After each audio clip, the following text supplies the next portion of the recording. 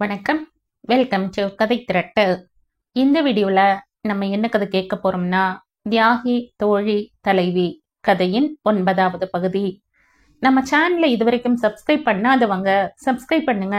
பக்கத்தில் இருக்கிற பெல் ஐகானை கிளிக் பண்ணி ஆல்ங்கிற ஆப்ஷனை ப்ரெஸ் பண்ணுங்க. ஸோ தட் நான் போடுற கதைகளை உடனுக்குடனே நீங்க கேட்கலாம். வாங்க கதைக்குள்ள போகலாம். அன்று எழுந்து உட்கார்ந்தாள் சரியாக லட்சுமி. புடவையை சரி செய்து கொண்டாள்.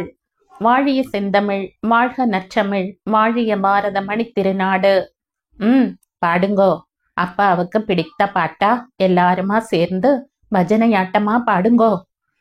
நந்தே அத்தினர் நாடொரு முயற்க, வந்தே மாதரம் வந்தே மாதரம். ராஜி ஒரு அகல் விளக்கை ஏற்றி அப்பா தலைமாட்டில் வைமா. வெங்கிட்டு நீ சொல்றவாளுக்கெல்லாம் சொல்லிட்டு வந்துடும். வெங்கண்ணாச்சார் வாயில் தன் உத்தரீயத்தை தெடித்து கொண்டு அடக்க முடியாமல் பெரிய குரலில் விம்மினார். அவரை நிமிர்ந்து பார்த்தாள் லட்சுமி. அண்ணா, எங்க ஆத்துக்காரர் வீர மரணம் அடைஞ்சிருக்கார். அது கழலாமா? சாகும்போது கூட பாபுஜி என்ன சொன்னார்?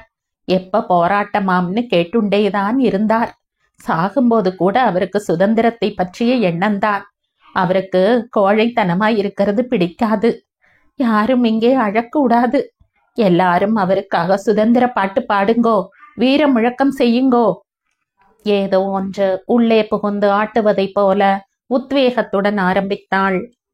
ரகுபதி ராகவ ராஜாராம், பதீத்த பாவன சீதாராம். தழுதழுத்த அடக்கிய அழுகை குரலில் எல்லோரும் லட்சுமியின் கூடவே பாட ஆரம்பித்தார்கள். ஆனால் சிறிது நேரத்திலேயே அவர்களிடமிருந்து அந்த தழுதழுப்பு விடை பெற்று உயர்ந்த குரலில் பாடினார்கள். அனைவரினும் வெங்கண்ணாச்சாரின் குரல்தான் பிசிரடிக்காமல் தனியாக கேட்டது.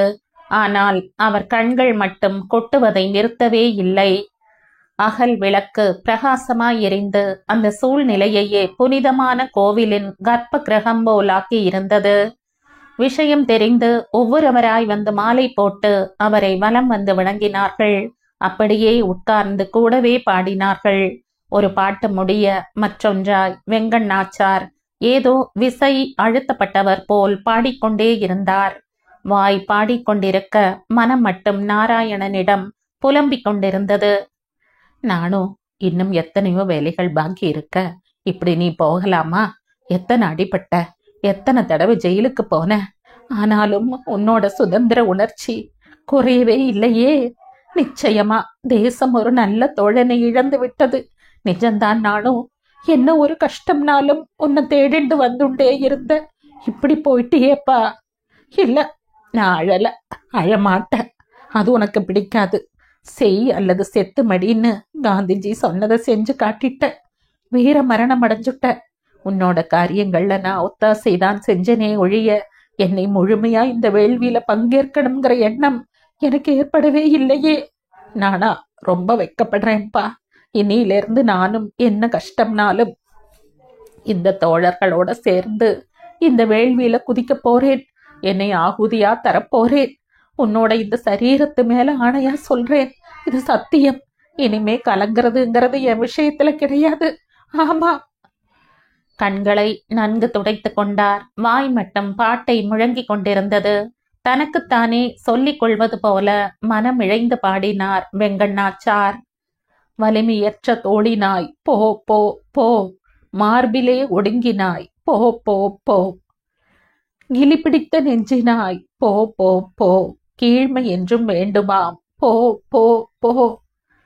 அவர் அப்படி பெரிய குரலில் முகம் சிவக்க போ போ போ என்று உணர்ச்சி ததும்ப பாடிய போது நிஜமாகவே அவர் வெள்ளையனை இப்பவே எழுந்து துரத்தி விடுவார் போன்றும், தன்னைத்தானே தன்னிடம் இருக்கும் அதைரியத்தை விரட்டி தைரியத்தை ஊட்டிக்கொள்ள பாடுவது போலவும் கோபமாக பாடினார்.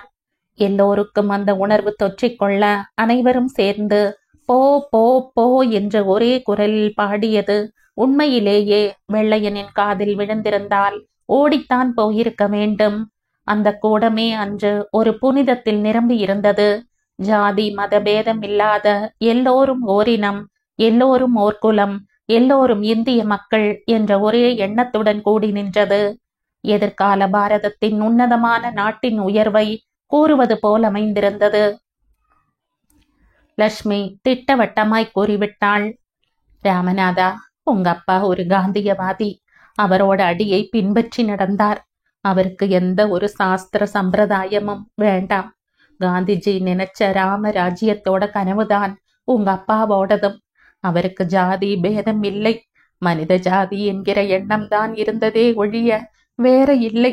ராமநாம பஜனையை பாடிண்டு அவரோட சமஸ்காரத்தை பண்ணினா போதும். அதுக்கு வேண்டிய ஏற்பாட்டை செய். முத்தசாமியும் கூடியிருந்தவர்களும் பொங்கித்தான் போனார்கள். என்ன தீர்க்கமான முடிவு, எத்தனை விசாலமான மனப்பான்மை! இந்த குடும்பத்தில் நாமும் ஒருவராய் இருக்க எத்தனை கொடுத்து வைத்திருக்கிறோம். சுப்பிணியில் இருந்து பெரியவர் வரை குடும்பம் முழுவதுமேவா இப்படி ஒரு சுதந்திர தாக்கத்தோடு இருப்பார்கள்? நாட்டு பற்றுடன் தேச விடுதலையை மூச்சாக பாடுபடுவார்கள். அவர் மனம் பொங்கிய நீர் வீழ்ச்சியாய் மாறியது. அதே சமயம் மகனை நினைத்தும் குமையாமல் இல்லே. இத்தனை நல்ல குடும்பத்தில உனக்கு சம்பந்தம் கிடைச்சும் பன்னியோட சேர்ந்து கண்ணுக்குட்டியாய் மாறி சேரிலையும் சகதியிலேயும் புரள்றதை சுகமா நினைச்சுட்டியேடா. உன் தலைவிதி அவ்வளவுதான். இனிமே உன்னோட வாழ்க்கையே திசை மாறி போன ஒண்ணு. நல்ல பொண்ணு சௌமியா, நீ இருக்கிறப்பவே தன்னை விதவையா பாவிச்சுண்டு நடந்துக்கிறான்னா உன்னோட கேவலமான நடத்தைதானே காரணம். தனக்குத்தானே தலையை ஆட்டிக்கொண்டார். புனிதமான சூழ்நிலையிலே, புனிதமான நேரத்தில், புனிதமான ஒரு ஜீவனின் பயணத்திலே இந்த கைவனோட நினைவே தப்பு. வேண்டாம், நிச்சலனமா இந்த புண்ணிய காரியத்துல கலந்துக்குவோம். மகனின் நினைவை பஞ்சை போட்டு நெஞ்சிலிருந்து அறவே துடைத்தெறிந்தார். வாய் வெங்கண்ணாச்சாரை தொடர்ந்து பாடியது.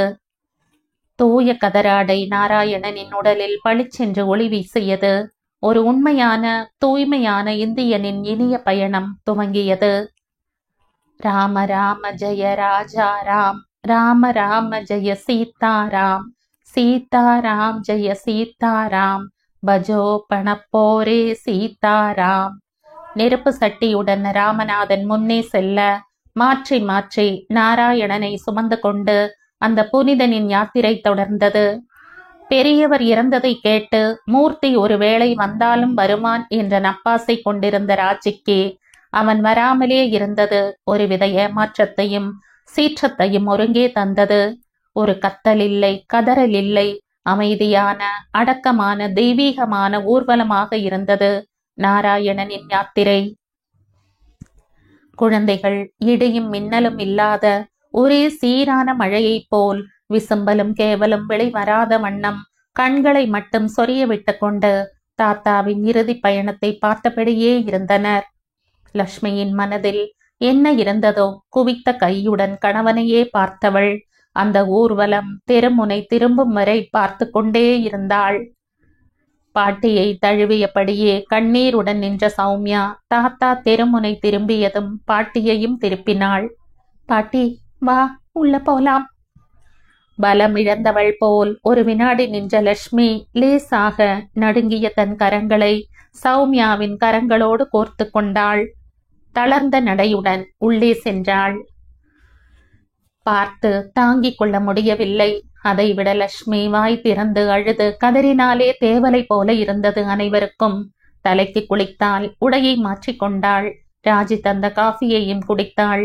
சுவரில் சாய்ந்தபடியே உட்கார்ந்திருந்தவளை பார்க்க பார்க்க சௌமியாவின் மனம் விரும்பியது. ராமநாதனும் வெங்குட்டுவும் வந்தாயிற்று. அனைவருக்கும் ஸ்ரீராமுலு வீட்டிலிருந்துதான் சாப்பாடு வந்திருந்தது. யாருக்கும் பசி இல்லை. ஆனாலும் சாப்பிட்டதாக பேர் பண்ணினார்கள். பிறக்கும் எவரும் நிரந்தரமாய் பூமியில் இருக்கப் போவதில்லை, அது நன்றாகவே தெரியும். இருந்தாலும் நாராயணனின் மறைவு அந்த கிராமத்தையே உலுக்கியதுதான் சத்தியமாகி போனது. பாபுஜியின் கட்டளையை ஷடாட்சரம் வந்து கூற உடனுக்குடன் கிராமத்தின் அப்போதைய நிலைக்கு ஏற்ப ஒவ்வொன்றையும் ஆரம்பத்திலிருந்து வெற்றிகரமாக நடத்தி காட்டிய இணையில்லா தலைவர். இந்தியாவின் சுதந்திரத்திற்காக அந்த சின்ன கிராமத்திலிருந்து தன்னால் இயன்ற அளவு பாடுபட்டு பல முறை சிறை சென்றவர். அகிம்சையின் கொள்கையை தவறாது கடைபிடித்தவர். அனைவரையும் கடைபிடிக்க வைத்தவர். கடைசியிலும் ஈடு இணையில்லாத தியாகியாகவே சிறையில் வாடிய பூவாக கசக்கப்பட்டு கருகி போனவர். இழப்பின் விகிதம் அதிகம்தான், பொறுக்க முடியவில்லைதான். இதை இயற்கையின் சதி என்பதா, பரங்கியரின் வெறி என்பதா? வெங்கிட்டுதான் சமாளித்துக் கொண்டு வளைய வந்தான். நாராயணன் மறைந்த 7ஆம் நாளே நடக்கும் பெரிய சத்தியாகிரகத்துக்கு போக வேண்டி வந்தது. அனைவரும் அவரவர் ஊரிலிருந்தே அணிவகுத்து சென்றார்கள். இவர்களின் தலைவர் இப்போது நாராயணன் இல்லாதது மிகவும் துல்லியமாய் தெரிந்தது. ராமநாதனோ வெங்குட்டுவை தலைமை தாங்க சொன்னார். வெங்குட்டு மறுத்து ராமநாதனை இருக்க சொல்ல அவர் கூறினார், வெங்குட்டு, நீ என்னை விட சின்னவனா இருக்கலாம், ஆனா ஒரு தலைவனா இருக்க வேண்டியதற்குண்டான திறமையும் தகுதியும் உங்ககிட்டதான் இருக்கு. எனக்கு சொன்னதைத்தான் செய்ய தெரியுமே ஒழிய, ஒரு இக்கட்டுன்னு வந்தால் அந்த சமயத்தில் சமயோசிதமாக எப்படி நடந்துக்கணுங்கிறதை சொல்லி நடத்த அவ்வளவு போராதுப்பா. நமக்கு இப்போ சரியான தலைவன் தான் வேணுமே ஒழிய, அந்த தலைவன் சின்னவனா பெரியவனாங்கிறது முக்கியம் இல்ல. உனக்கு அந்த சாதுரியம் இருக்கிறது எனக்கு நன்னாவே தெரியும். அதனால நீயே இரு வெங்கட்டு. அனைவரும் அதையே சொல்ல, இவனம் ஆமோதிக்க வெங்கண்ணாச்சாரின் வெண்கல குரல் வந்தே மாதரம் என்று பெரியதாய் முழங்க உற்சாகத்துடன் கூட்டம் தன் யாத்திரையை தொடங்கியது. இன்று பாதி பயமும் பாதி வெட்கமுமாய் அவர்கள் இவளை பார்த்து சிரிக்க, சட்டென்று அங்கிருந்த ஒரு குடிசையினுள் நுழைந்து விட்டாள் சௌமியா. வீட்டினுள் ஓரளவு எல்லாம் ஓரமாயிருந்தாலும் இன்னும் கொஞ்சம் சுத்தமாய் இருந்திருக்கலாமோ என தோன்றியது. அந்த வீட்டின் உரிமைக்கார பெண்ணும் அவள் கணவனும் இருந்தார்கள். வாங்க உட்காருங்க, உங்க வீட்டுக்கு நான் வரக்கூடாதா? நீங்கள்லாம் இந்த குடிசைக்குள்ளார? ஏன், இதுவும் வீடுதானப்பா, இதுல உட்கார்ந்தா என்ன? அம்மா, நீங்கள்லாம் ஐயமாறு, நாங்க கீழ் சாதி. உன் பேர் என்ன? உன் பொன் சாதி பேர் என்ன?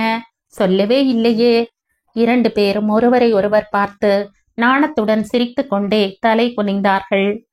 என் பேரு தாதைய, இவ பேரு சின்ன தாயிங்க. ஆட, ரொம்ப நல்லா இருக்கே பேரு. சின்ன தாயி, இங்க வாயேன், உட்காரு. இன்னைக்கு என்ன சமையல் செஞ்ச? போங்கம்மா. ஓ, கருவாட்டு குழம்பா? தாதையா, என்ன ஒரு பிடி பிடிச்சையா? சின்ன தாயி நல்லா சமைச்சு போடுதான். இந்த சகஜமான பேச்சு அவர்களிடம் ஒரு நெருக்கத்தை ஏற்படுத்தியது. சந்தோஷமாய் சிரித்து பேசினார்கள். தயக்கம் விலகியது. சௌமியா விரும்பியதும் அதைத்தானே. அதெல்லாம் சின்ன தாய் நல்லாவே செய்வாம்மா, சம்பாரிச்சு போட எனக்குத்தான் வக்கில்லாம போச்சுமா. வருத்தம் இருவரிடமும் மேலோங்கியது. தாதையா, இப்படி வருத்தப்படுறியே, உன்னோட நிலமும் தரிசா தானே கிடக்கு. நீ என்ன நம்பி வா, கிணறு வெட்ட கடன் வாங்கி தர. பயப்படாத. உனக்கு யாருகிட்ட நம்பிக்கையோ அவங்க கிட்ட கூட்டிப்போ. நான் அவங்க கிட்ட பேசுறேன். என் பேச்சை கேளு. கிணறு வெட்டி உன் வயலுக்கு தண்ணீர் பாய்ச்சுனா பச்சை பசேல்னு நெல் அசைஞ்சு ஆடாதா? முதல்ல புன்சை பயிராகவே போடு. நிலம் நல்லா பதப்படட்டும். நீயும் செஞ்ச பயிரை விளையாக்கவும் நான் உதவுறேன். கடனை கொஞ்சம் கொஞ்சமா அடைச்சிட்டு வா. கிணத்துல தண்ணி வத்தாம நல்லா ஊத்தா இருந்துன்னா சின்ன தாயி பயிரிட டிராக்டர் கூட கடன்ல வாங்கி தர. நீயும் சின்ன தாயுமா பாடுபட்டா நிலம் பச்சுன்னு எப்படி ஆகும் தெரியுமா? அப்பப்போ உன் பயிருக்கு தேவையான உரம், பூச்சி மருந்து எல்லாமே அரசாங்கத்தோட நியாய விலை கடையில வாங்கித்தர நான் ஆச்சு. ஏன்னா எங்க கிராமத்துல அந்த கடையை எங்க மாதர் சங்கமே நடத்துறாப்பா. அதனால உனக்கு கெட்டுப்போன பொருள் எதுவுமே கிடைக்க வழியில்ல. எந்த விதையானாலும் சரி, பூச்சி மருந்தானாலும் சரி, உரமானாலும் சரி, நீ எங்க கடையில வாங்கிக்கலாம். எங்க சங்கத்தில இருந்து ஒரு ஆபீசர் வந்து பயிருக்கு நோய் இல்லாம இருக்கா, எப்பப்ப தண்ணி எவ்வளவு பாய்ச்சணும், உன்னோட நிலத்துக்கு தகுந்த பயிர் என்ன எல்லாம் சொல்வாரு. சின்ன தாயி, நீயும் உன் புருஷங்கிட்ட சொல்லுமா. இந்த கிராமம் நல்ல செழிப்பா மாற முதல் ஆளா வழிகாட்டியா நீங்க இருக்கணும். நான் சொல்றது புரிஞ்சதா? சின்ன தாயி தாதையின் மனதில் அவளுடைய பேச்சுக்கள் ஊடுருவ ஆரம்பித்தன. வறண்டு போயிருந்த அவர்களின் மனதிலும் நம்பிக்கை பூக்கள் மொட்டுவிட ஆரம்பித்தன. காய்ந்து போயிருந்த கண்களில் ஒரு ஒளி பிரகாசித்தது. செய்துதான் பார்க்கலாமே என்ற ஒரு எண்ணம் சின்ன பொறியாய் தோன்ற ஆரம்பித்தது. இதுதான் சரியான சமயம் தான் விடை பெற என்று சௌமியா அனைவரிடமும் கூறிக்கொண்டு விடை பெற்றாள். சின்ன கண்ணு, நான் மறுபடியும் 4 நாள்ல வரேன். 2 நாள் யோசிச்சு வைங்க 2 பேரும் சேர்ந்து. சரியா? வர. சிரித்தபடியே விடை பெற்றாள் சௌமியா. அதே போல பகவதி, ருஹையா, மும்தாஜ், சண்முக சுந்தரி அனைவரும் அவரவர் வாய் ஜாலத்திற்கேற்ப பேசி ஒவ்வொருவரையும் சம்மதிக்க வைக்க பாடுபட்டார்கள்.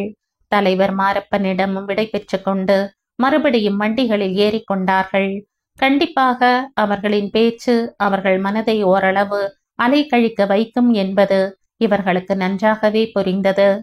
ருஹையா கூறினாள், சௌமிகா, வெள்ளையப்பனுக்கு புரிஞ்சுக்க கூட அவகாசம் இல்லாம ஒரேடியா மூர்க்கமா மறுத்துட்டாரே.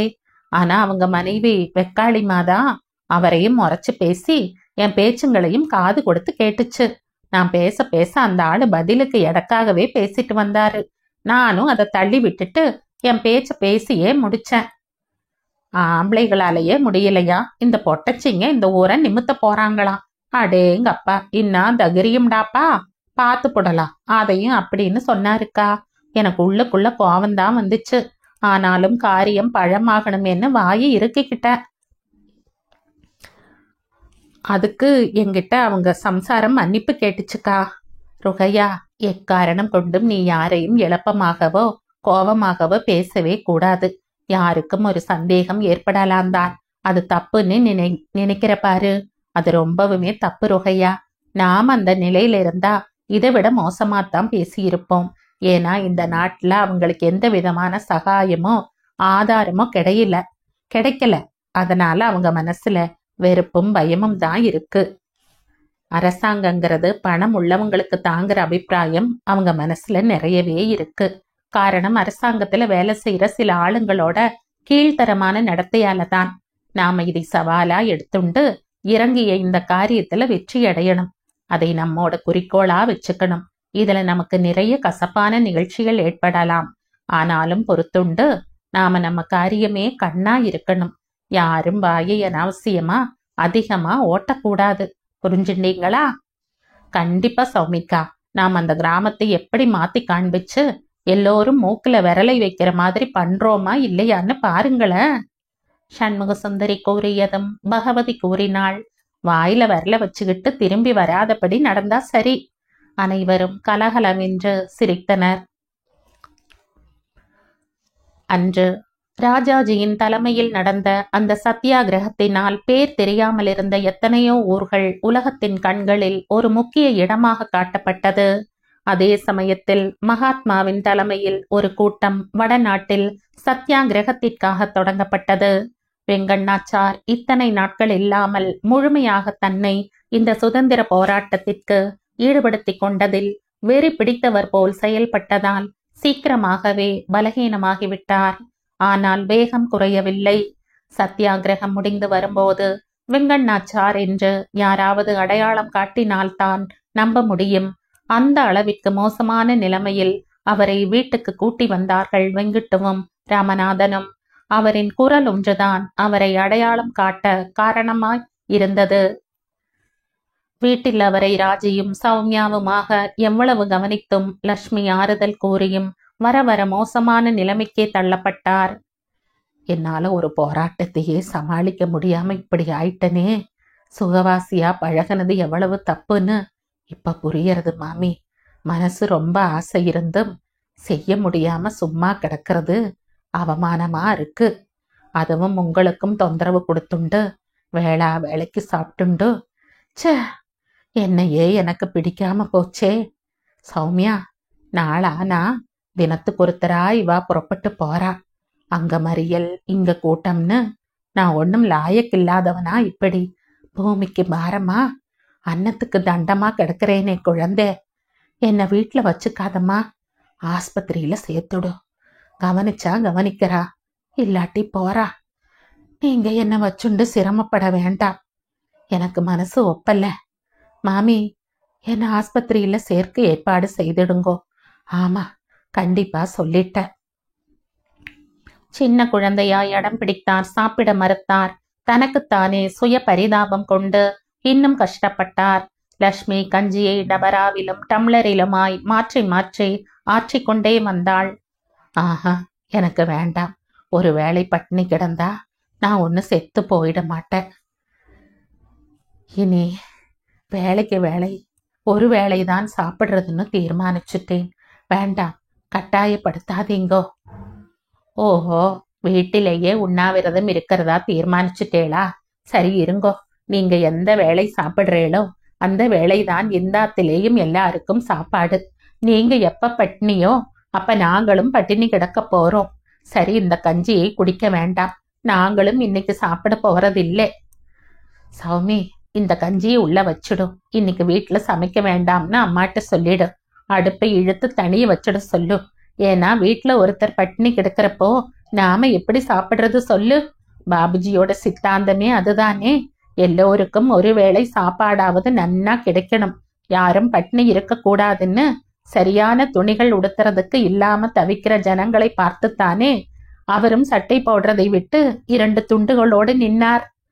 தனி ஒருவனுக்கு உணவில்லை எனில் ஜகத்தினை அழிப்போம்னு நம்ம பாரத சமுதாயம் பூரா பசி பட்டினியால வாடாம நன்னா உடுத்திண்டு இருக்கணும்னு தானே பாரதியாரும் பாடினார்.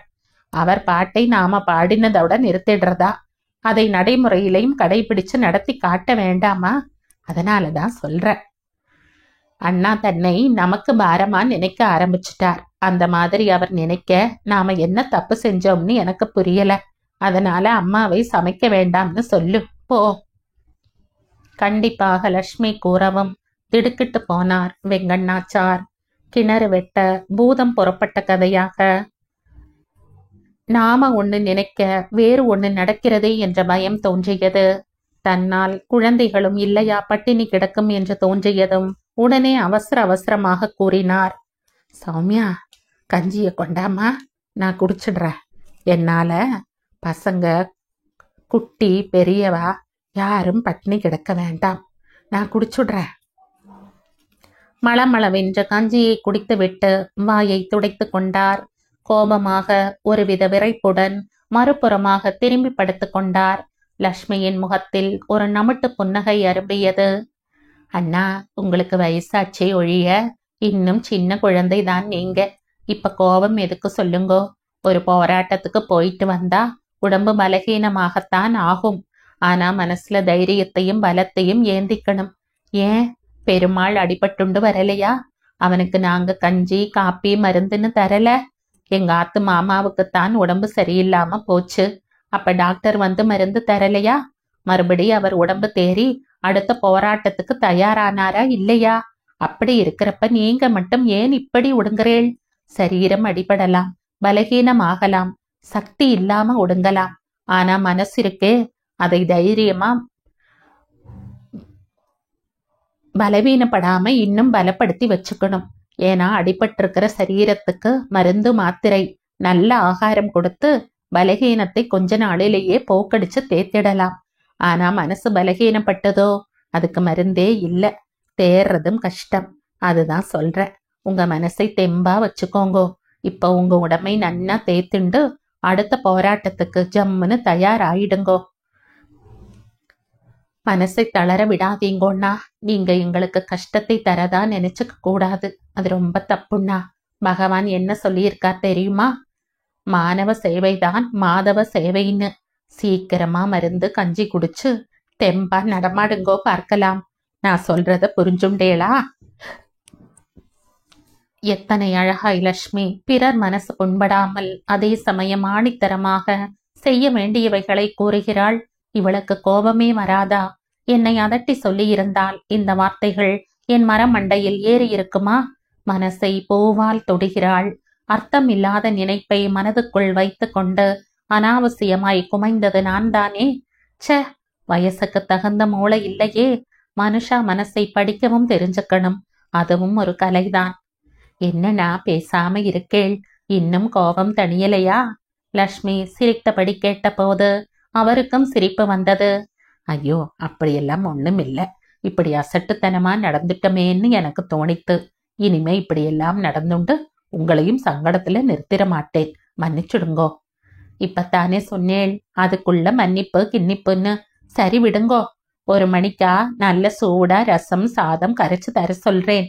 சாப்பிட்டுட்டு மருந்தையும் எடுத்துண்டு போத்திண்டு படுத்தேள்னா உடம்புல இருக்கிற ஜாட்யம் பறந்து போயிடாதா? பேசாம இப்ப ரெஸ்ட் எடுங்கோ. லக்ஷ்மி குளிப்பதற்கு உள்ளே போனாள்.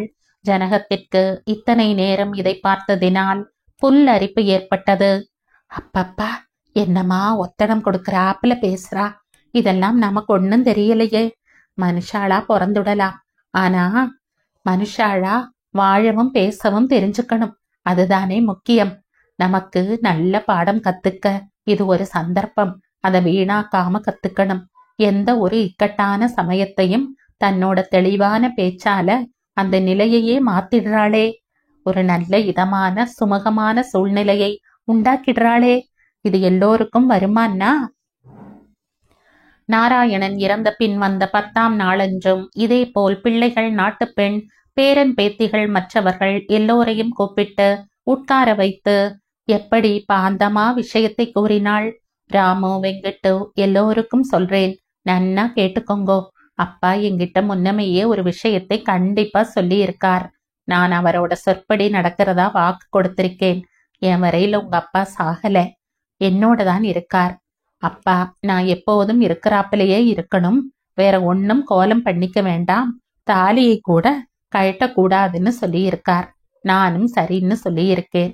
அதனால நான் இப்படியே தான் இருக்க போறேன். 10 பேர் 10 விதமா பேசுவாதான், எனக்கு அதை பத்தி கவலை இல்லை.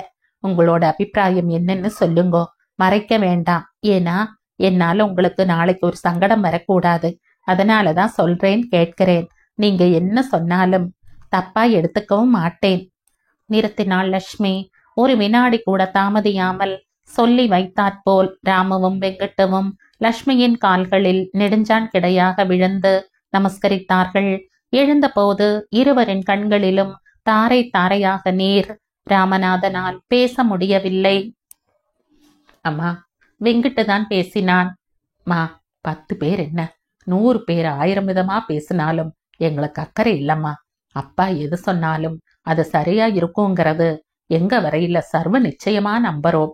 நீங்க இப்ப எங்கிட்ட இப்படி கேட்டது உங்களோட தெளிவான நீரோடையை போல இருக்கிற மனசை பத்தி சொல்றதுமா. அப்பா சௌமியா தன் புருஷனோட நடத்தைக்காக எப்படி அவ எடுத்த முடிவை சரின்னாரோ, இப்ப உங்க விஷயத்திலையும் அவர் சொன்ன முடிவு சரியாத்தாமா இருக்கும். அதனால நீங்க எந்த விதமான யோசனையும் பண்ண வேண்டாம்மா. உங்களோட பேச்சு கேட்டதுனால இதுவரைக்கும் எங்களுக்கும் எந்த விதமான சங்கடங்களும் வரல, இனிமே வராதுங்கிற நம்பிக்கையும் இருக்குமா. இருவரும் மாறி மாறி பேசி முடித்ததும் ஜனகமும் முத்துசாமியும் பேசவே நான் எழாமல் நின்றார்கள். இதென்ன இப்படியும் ஒரு குடும்பமா? இப்படி ஒரு ஒத்துமையான உணர்வா? இது இவர்கள் வீட்டில் மட்டும் எப்படி சாத்தியமாயிற்று? இந்த குடும்பம் முழுவதுமாக நிற்க வைத்து அவர்களை பிரதட்சணமாக வந்து எத்தனை முறை நமஸ்காரம் பண்ணினாலும் போராது. அப்பேற்பட்ட தெய்வீகமான குடும்பம், அழகான குடும்பம். இந்த மாதிரியான குடும்பங்கள் தான் நாட்டில் கண்டிப்பா பெருகி வளரணும். நம்ம தேசம் சுதந்திரம் அடைஞ்சதுன்னா இந்த மாதிரி குடும்பங்களோட நடமாட்டம் அதிகமாகி தேசமே ஒரு அழகான பூங்காவனமாக மாறிடும். இந்த குடும்பங்கள் பூக்களாயிருந்து காய்த்து பழுத்து இந்த நல்ல பரம்பரையை நிறைய உருவாக்கும். கண்டிப்பா நம்ம பாபுஜியோட கனவு நினைவாகிற நாள் வெகு தூரத்துல இல்லை. ஆமாம், கண்டிப்பா காந்திஜியோட ஸ்வராஜ்யங்கிற அளவு நிறைவேறுங்கிற நம்பிக்கை எனக்கு வந்துடுத்து. இது நிஜம், இது உண்மை, இது சத்தியம். தன்னை அறியாமலேயே கரங்கூப்பினார் முத்துசாமி. உணர்ச்சி குவியலில் அவர் உடல் நடுங்க, கண்கள் தழும்பி வைரங்களை உதிர்த்தன.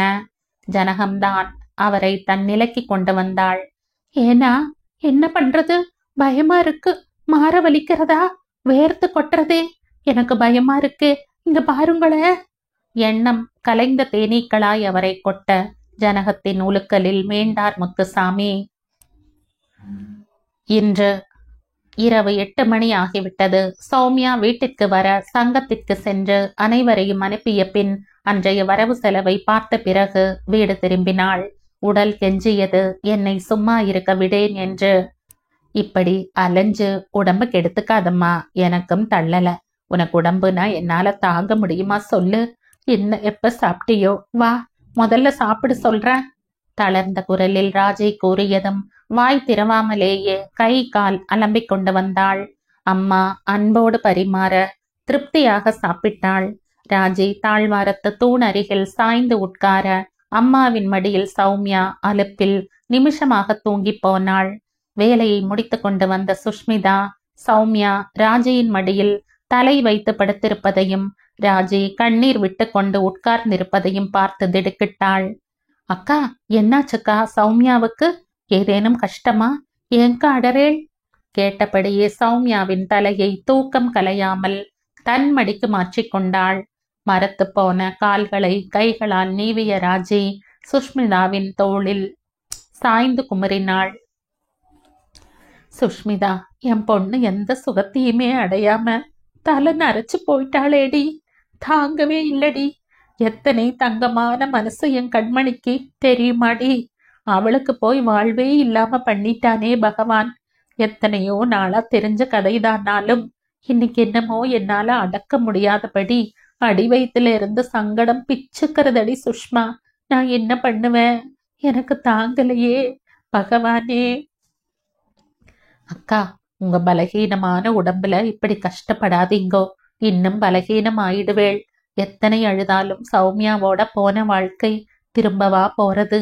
பொறுத்துக்கிறது கஷ்டம்தான். ஆனா வேற வழியும் இல்லேக்கா. அழாதீங்கோ. சௌமியா எழுந்துட போறா. பொறுத்துக்கங்கக்கா. சொன்ன சுஷ்மிதாவின் கண்களும் சுரிந்ததுதான் உண்மை. இது ஏதும் தெரியாமல் அயர்வினால் நன்கு உறங்கியிருந்தாள் சௌமியா. அடி மேலடி அடித்தால் அம்மையும் நகரும் என்பதற்கேற்ப இவர்கள் அடிக்கடி பயணம் போய் பேசி பேசி உரையேற்றியதில் புளிச்சமானூரில் ஓரளவுக்கு அசைவு ஏற்பட்டது. தாதையன் தான் முதலில் கடன் வாங்க ஒப்புக்கொண்டது.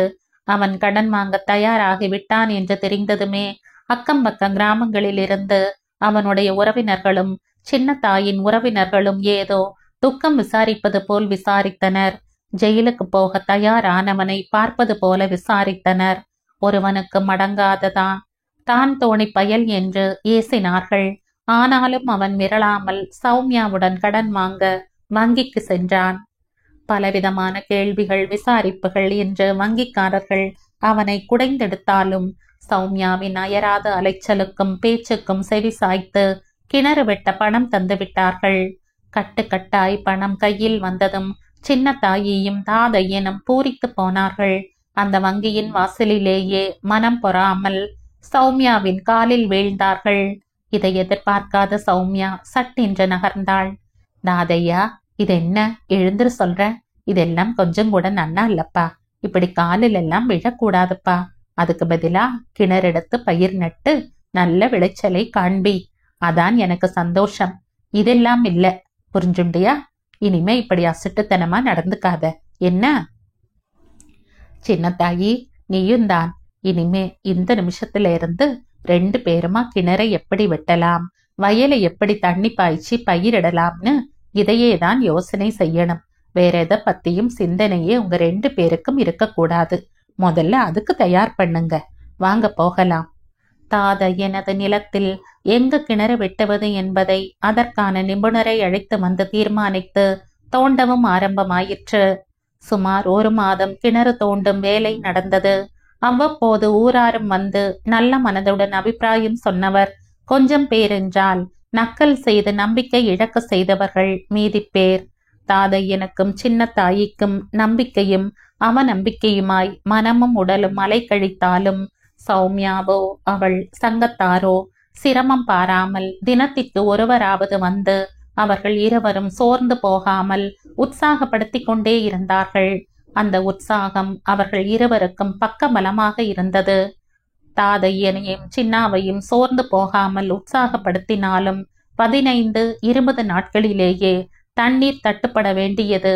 இன்னும் அந்த அறிகுறியே ஈரக்கசிவோ நிலத்தில் தென்படவே இல்லை என மனதிற்குள் மிகவும் கலவரப்பட்டு போனார்கள். நெஞ்சார பிரார்த்தனை செய்தார்கள்.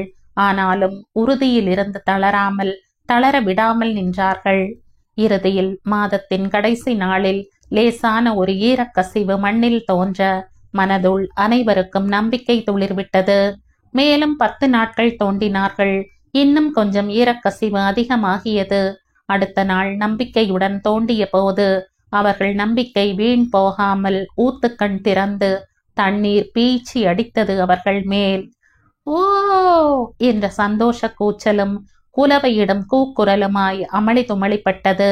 மேட்டில் நின்றிருந்த சௌமியா பக்கத்தில் மண்ணினாலேயே அமைந்திருந்த படிகளில் இறங்கி குனிந்து அந்த ஊற்றுக்கண்ணையே பார்த்தாள் பரவசத்துடன். சின்னத்தாயியை கட்டி பிடித்து கொண்டு சந்தோஷப்பட்டாள். தாதையனும் சின்னத்தாயையும் அளவுக்கு மீறிய சந்தோஷத்தினால் அழுகை வெடித்து வர தண்ணீரை மாறி மாறி ஒருவர் மேல் ஒருவர் இறைத்து கொண்டார்கள். தேங்காய், பழம், கற்பூரம் வாங்கி வர சொல்லி கற்பூரம் ஏற்றி தேங்காய் உடைத்து அனைவருக்கும் கொடுத்தார்கள். சௌமியாவிற்கு மிதமிஞ்சிய சந்தோஷம் ஏற்பட்டதில் பூஜை முடிந்தவுடன் ஊற்றின் மேலாக வரும் தண்ணீரை கையில் பிடித்து குடித்தாள்.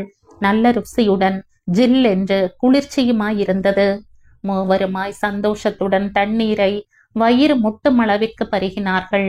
சௌமியாவை கட்டிக்கொண்டு சின்னத்தாயி அவள் கன்னத்தில் முத்தமிட்டாள் மிதமிஞ்சிய சந்தோஷத்தில்.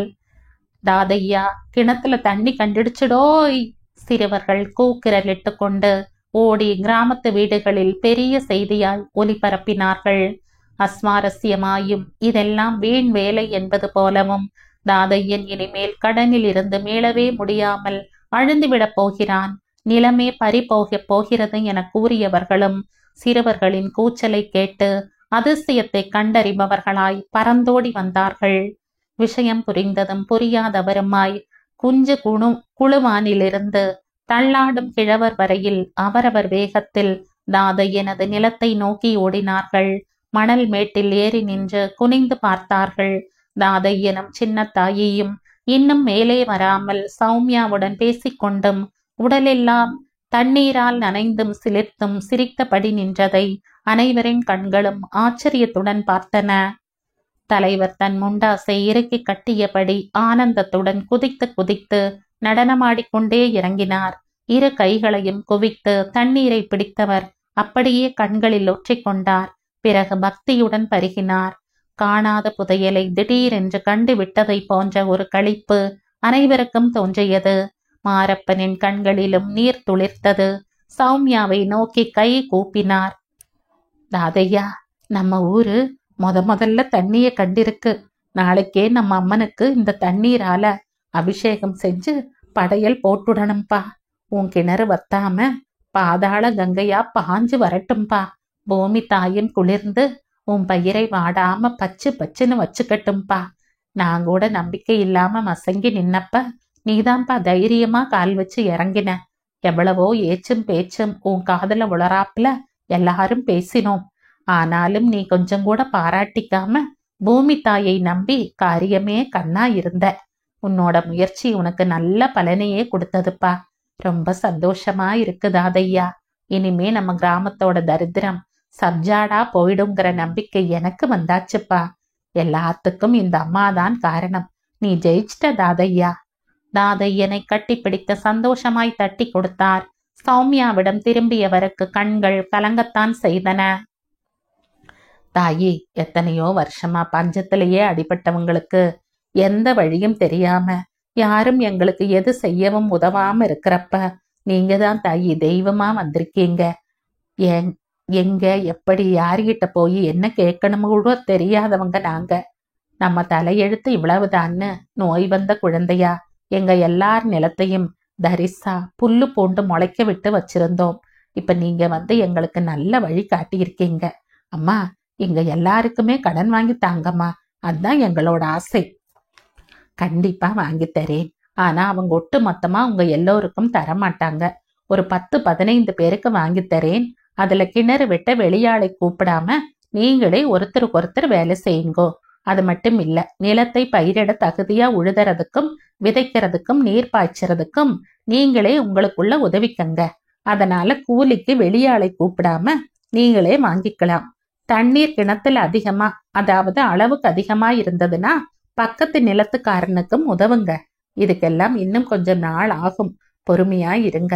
கண்டிப்பா உங்க ஊர் புளிச்ச மானூரா இல்லாம எல்லாருக்கும் இனிச்ச மானூரா ஆயிடும். கண்டிப்பா எல்லாருக்கும் நான் கடன் வாங்கி உதவி செய்கிறேன். கவலைப்படாம இருங்க. வரட்டுமா? தாதையா, சீக்கிரமா உன் நிலத்தை உழுது வேண்டியதை தயார் செய்ப்பா. கிணத்துக்கு பூராவும் எல்லாம் வேலை செய்து முடி. வரே சின்னா. சந்தோஷமாக சிரித்தபடி அவளுக்கு விடை கொடுக்க மகிழ்ச்சியுடன் கிளம்பிய சௌமியாவிற்கு வீட்டில் வந்த உடனேயே மனதை சங்கடப்படுத்தும் விஷயம் கடிதம் மூலம் அறிய நேரிட்டது. அன்று பெருமாளை தூக்கில் போட கோர்ட்டின் உத்தரவு முடிவு செய்தது.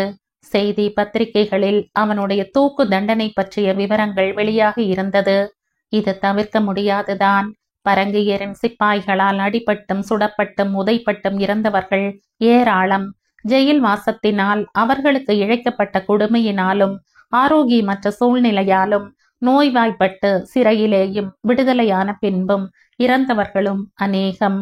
இவர்கள் அகிம்சையின் போதனையை ஏற்றுக்கொண்டு ஹிம்சையை பொறுத்து கொண்டும் போராடிய சுதந்திர வீரர்கள், அந்த போராட்டத்தில் வீர மரணம் அடைந்தவர்கள். ஆனால் பெருமாள் போல் ஒரு வெள்ளையனாவது தன் கையால் கொல்ல வேண்டும் என ஹிம்சையால் தான் பதில் தர வேண்டும் என்று கன நேர உணர்ச்சி குமுறலில் பாபுஜியின் தர்மத்தை காற்றில் விட்டு ஹிம்சையை கையில் ஏந்தி செயல்பட்டு இப்போது தூக்கிலிடப்படும் நிலைமைக்கு தள்ளப்பட்டவர்கள் சில பேர். கண்டிப்பாக இவர்களும் உயிரை துச்சமாக மதித்து செயல்பட்டதில் வீர மரணம் அடைந்தவர்கள்தான், சந்தேகமே இல்லை. ஆனாலும் இந்த மரணம் பலர் மனதில் துயரத்தை கண்டிப்பா ஏற்படுத்தியதுதான் என்றால் மிக இல்லை. இன்னும் எவ்வளவோ போராட்டங்களில் கலந்து கொள்ளும் சந்தர்ப்பம் இருந்தும் இப்படி அனாவசியமாய் அவர்கள் கையில் மாட்டிக்கொண்டு தூக்கு தண்டனையை ஏற்க வேண்டியவனாகி விட்டானே என்ற பரிதாப எண்ணம் அனைவர் மனதிலும் எழாமல் இல்லை. இசக்கிமுத்து சோகத்தை அடக்கி கொண்டு வளைய வந்தான். மறுநாள் காலை 4:30 மணிக்கு பெருமாளை தூக்கிலிடப் போவதாக தெரிந்தது. லட்சுமி வீட்டிலேயே கூட்டம் கூட்டினாள். இரவு முழுவதும் அகண்ட பஜனையாய் சுதந்திர பாட்டுகளையும் ராமநாமங்களையும் இடைவிடாமல் பாடினார்கள். மறுநாள் முழுவதும் அனைவரும் மறைந்த பெருமாள் என்ற சாகசம் நிறைந்த இளைஞனுக்கு மரியாதை தருவது போல் உணவை தவிர்த்து உபவாசம் இருந்து அஞ்சலி செலுத்தினார்கள். வெங்கண்ணாச்சாரின் உடல்நிலை நன்கு தேறி தன்னுடைய சாதாரண வாழ்க்கைக்கு திரும்பினாலும் அடுத்த போராட்டத்தில் கலந்து கொள்ளும் ஆர்வம் கிளர்ந்தெழ தினமும் கூட்டங்களுக்கு செல்ல ஆரம்பித்தார். சௌமியாவையும் லட்சுமியையும் பார்க்கும் போதெல்லாம் அவர் மனம் உள்ளுக்குள்ளேயே புலகித்தது, விம்மியது, பெருமை கொண்டது. எந்த வயதிலும் தெளிவான முடிவு எடுக்கும் மன இயல்பு இயற்கையிலேயே இவர்களுக்கு கடவுள் தந்திருக்கும் வரப்பிரசாதமா? சௌமியாவின் முடிவு அப்போது இவர் மனதில் ஒரு விதமான கணக்கத்தை ஏற்படுத்தியது என்னவோ உண்மைதான். ஆனால் இப்போதோ வயதானவர்கள் தங்கள் வயதின் கூடுதலினாலேயே புத்திசாலிகள் என்று நினைப்பது எவ்வளவு முட்டாள்தனம் என்பது இப்போது தன் நண்பர் நாராயணன் வீட்டில் நடக்கும் நடைமுறை காரியங்களின் துல்லியத்திற்கும் தூய்மையில் இருந்தும் அறிந்து கொண்டார் வெங்கண்ணாச்சார். தேசப்பற்று என்பது இந்த கிராமத்தில் உள்ள இந்த குடும்பத்தில் உயிர் மூச்சாகவே இருப்பது கண்டு வியந்தார். குடும்பம் முழுவதுமே வர்க்க பேதம் இல்லாமல் அனைவருக்கும் உதவியும் காந்திஜியின் கட்டளையை உடனுக்குடன் நிறைவேற்றியும் ஒன்று போல பாடுபட்டார்கள். இந்த மாதிரியான குடும்பங்கள் தானே இப்போது நாட்டுக்கு தேவை. இந்த குடும்பத்தில் நானும் ஒருவனாகிவிட்டேன். என்ன பாக்கியம் செய்தேனோ, எனக்கு நல்ல இடம் கிடைத்தது. சின்னவங்களோ பெரியவர்களோ யார் அந்த வீட்டில் என்ன கட்டளையிட்டாலும் செய்ய கடமைப்பட்டவனாகிவிட வேண்டும். அவர்கள் எந்த முடிவு எடுத்தாலும் சரியாகத்தான் இருக்கும். இனி என் உடல், உயிர், உடைமை எல்லாமே தேசத்துக்காகத்தான். இதில் எந்த விதமான மாற்றமும் இல்லை. மனதிற்குள்ளேயே பலவிதமாய் கூறிக்கொண்டே தனக்குத்தானே பூரித்து போனார் வெங்கண்ணாச்சார்.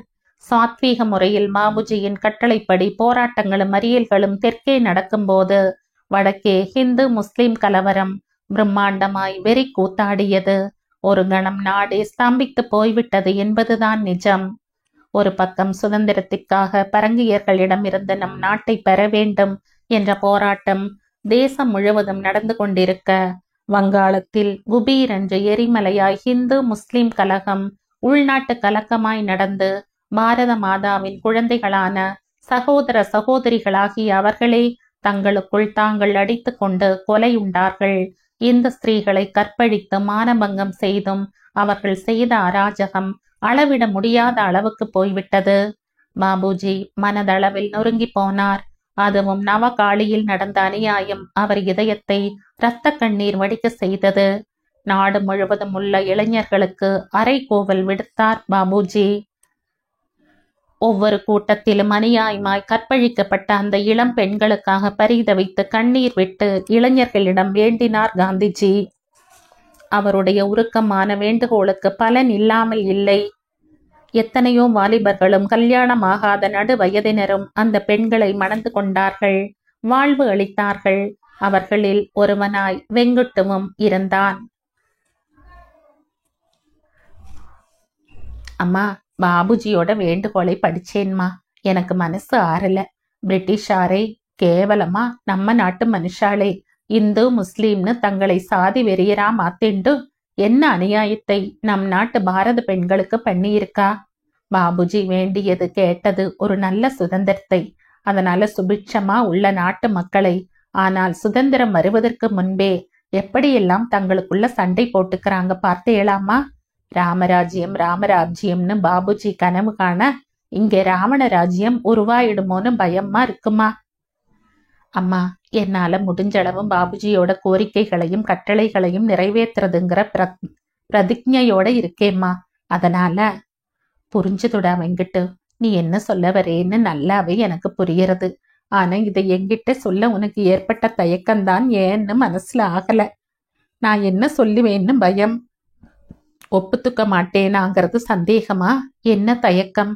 அம்மா, கண்டிப்பா எனக்கு அந்த மாதிரி சொல்ல தயக்கங்கிறதெல்லாம் இல்லம்மா. ஆனா கொஞ்சம் வெட்கமா இருந்ததுமா.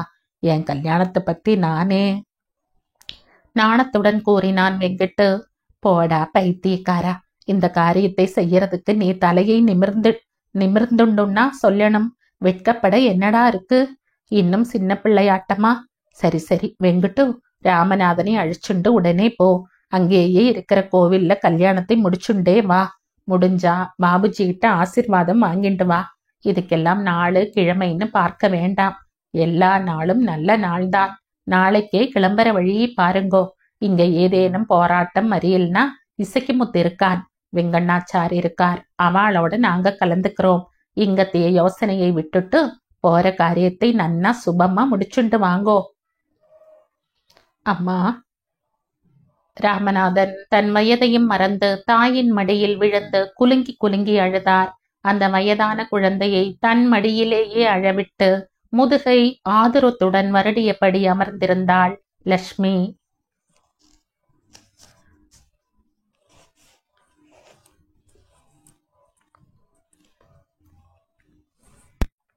இந்த கதையின் தொடர்ச்சியை அடுத்த பதிவில் கேட்கலாம். நன்றி.